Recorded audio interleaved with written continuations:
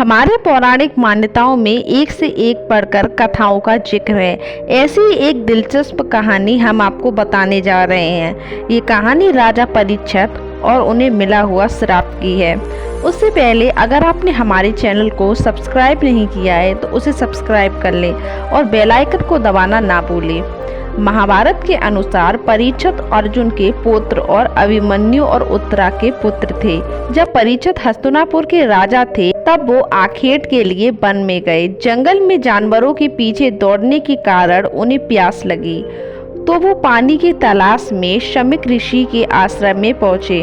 वहाँ उन्होंने देखा कि शामीक ऋषि आंखें बंद किए हुए ध्यान में लीन हैं। प्यास से व्याकुल राजा परीक्षित ने उनसे पानी मांगा, मगर ध्यान में होने के कारण शामीक ऋषि कुछ भी जवाब नहीं दे सके। इस पर राजा परीक्षित को गुस्सा आ गया और उन्होंने पास में पड़े हुए एक मरे हुए सांप को ऋषि के गले में डाल दिया।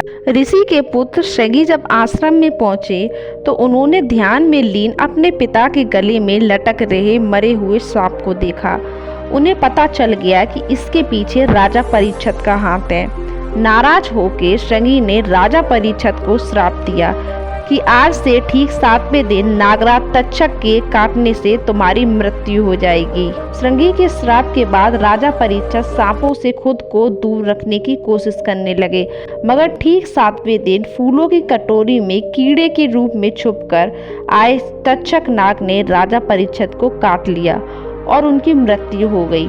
जन्मेजय ने फिर सर्पमेघ यज्ञ का अनुष्ठान किया। इस यज्ञ कुंड में पृथ्वी के सारे सांप एक के बाद एक आकर गिरने लगे।